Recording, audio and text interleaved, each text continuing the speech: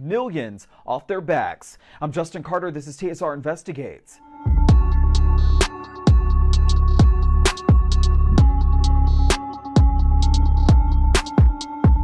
Bad Boy Records is, without a doubt, one of the most iconic and legendary labels in music history, introducing us to artists like Carl Thomas, Total, Faith Evans, Mace, and of course, the late Notorious B.I.G. But with that legacy carries with it a reputation that label chief Sean Diddy Combs will put new artists on the map, make them household names, but never pays them. Earlier this month, video from Diddy's reality show Making the Band resurfaced online and went viral. The footage capturing the infamous Cheesecake Walk, which saw members of the rap group DeBand walking over 10 miles from New York's Times Square to Junior's restaurant in Brooklyn and back. That ultimately sparked conversation about how much they and other former Bad Boy acts were paid, with many of the artists speaking out themselves. And it all boils down to contracts. Contracts they say gave them no publishing rights, very little money, and an opportunity that was created for them to fail.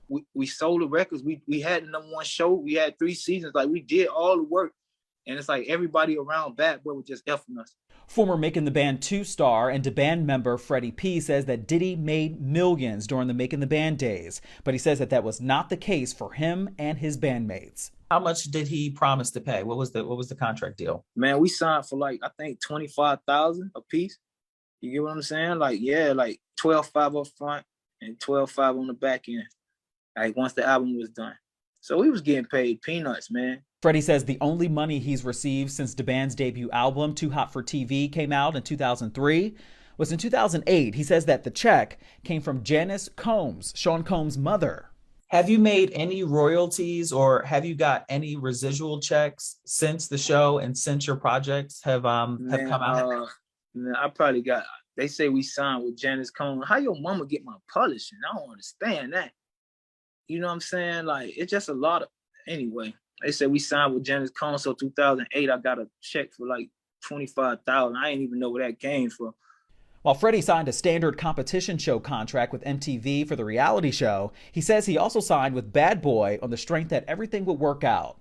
Their album, which debuted at #2 on the Billboard 200, was a relative moderate success for Bad Boy, selling just over 500,000 copies, and it went on to be certified gold. The contract situation, it was like a damn if you do, damn if you don't thing. You want to, because you feel like, all right, well, I'm going to just take this and go in there and kick the dough down. Then we're going to restructure this. You get what I'm saying? Because you feel like I got to take this. If I don't, he going to get the job to somebody else. Somebody got my bag. Somebody got my bag. Freddie's bandmate, rapper Babs Bunny, says she too signed a contract as a ticket to get in the business. Do you remember specifically what was in that contract, Babs? No.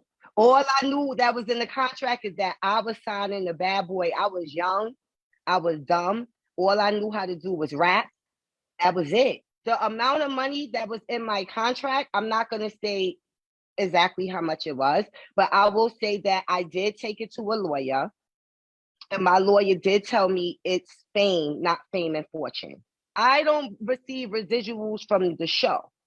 As far as like MTV, that's MTV. You know what I'm saying? I don't receive residuals for that. But I do get a BMI check. You know what I'm saying? I did write my stuff. But their claims are not the first. In 1999, hip-hop trio The Lox started the Free the Lox campaign, vying to be released from their Bad Boy contract. Diddy did let them out of their label deal, but kept 50% of their publishing. This all came to a head in a now classic 2005 radio interview with Angie Martinez. How much money are we talking? A couple million? I would say a couple mil. I can't even say. I'm not even sure. We paid a couple mil to get out. We paid almost $3 million to get out. To get off Bad Boy. Yeah, we had no $1 million budget. We did one album there, Inch.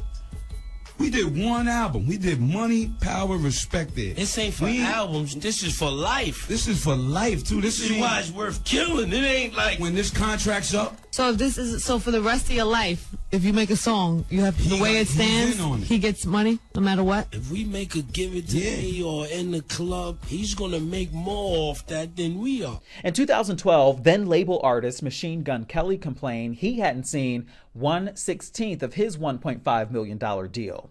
In a radio interview, Lil Cease said that Diddy bought Notorious B.I.G.'s publishing for in 1995 because Biggie apparently was broke despite having a hit record.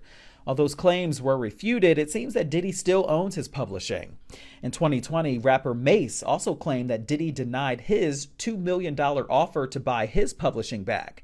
In a now deleted Instagram post, Mace said that Diddy told him the only way he could get it back is if he matched the offer from a European man who was looking to purchase it. That didn't seem to pan out because in early March 2022, Mace dropped Oracle 2, The Liberation of Mason Betha, calling Diddy out for exploiting artists. They can try to dangle money, they didn't think I ever leave. Is the Bad Boy Records curse true? They took millions and millions of dollars from us.